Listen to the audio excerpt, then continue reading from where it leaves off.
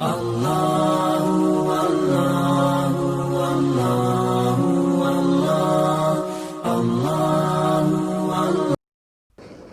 پر ایمان کے بارے میں 16ویں حدیث عبادہ بن صامت رضی اللہ عنہ سے روایت ہے. وہ بیان کرتے ہیں رسول اللہ صلی اللہ علیہ وسلم نے فرمایا سب سے پہلے اللہ تعالیٰ نے جس چیز کو پیدا فرمایا وہ قلم ہے. اس سے کہا تو تحریر کر. اس نے دریافت کیا میں کیا لکھوں؟ اللہ تعالیٰ نے فرمایا تقدیر لکھ. چنانچہ قلم نے جو ہو چکا اور جو کچھ ابد تک ہونے والا ہے سب تحریر کر دیا. اس حدیث کو ترمذی نے روایت کیا ہے. وضاحت صحیح مسلم میں مروی حدیث میں ہے کہ جب اللہ تعالیٰ نے آسمانوں اور زمین کے پیدا کرنے سے 50,000 سال پہلے مخلوق کی تقدیر کو ثبت فرمایا تو اس وقت اللہ تعالیٰ کا عرش پانی پر تھا.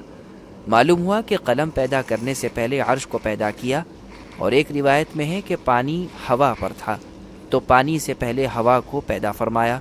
قلم کی اولیت اضافی ہے، حقیقی نہیں ہے. یہ حدیث کہ اللہ تعالیٰ نے پہلے عقل کو پیدا فرمایا ثابت نہیں ہے. واللہ اعلم.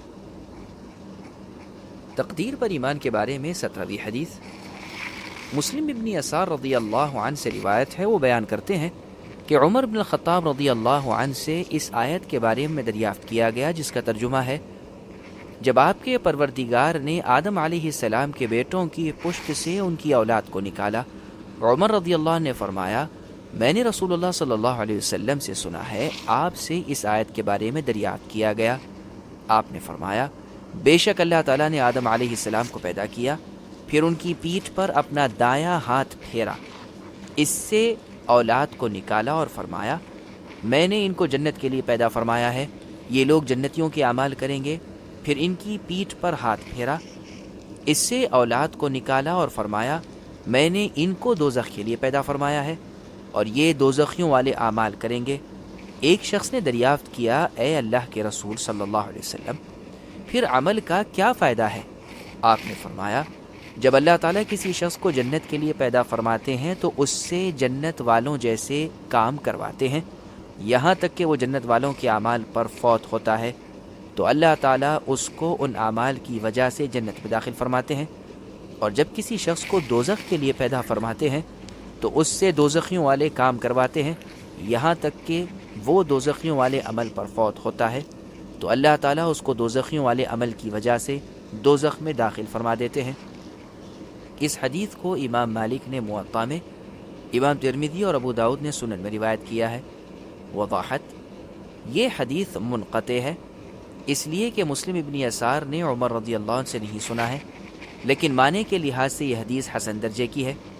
امام ترمذی کی عادت ہے کہ وہ منقطع اور مرسل احادیث کو شواہد یعنی گواہ کی وجہ سے حسن قرار دیتے ہیں. واللہ اعلم. تقدیر پر ایمان کے بارے میں 18ویں حدیث عبداللہ ابن عمر رضی اللہ عنہما سے روایت ہے. وہ بیان کرتے ہیں رسول اللہ صلی اللہ علیہ وسلم باہر تشریف لائے، آپ کے دونوں ہاتھوں میں 2 کتابیں تھیں.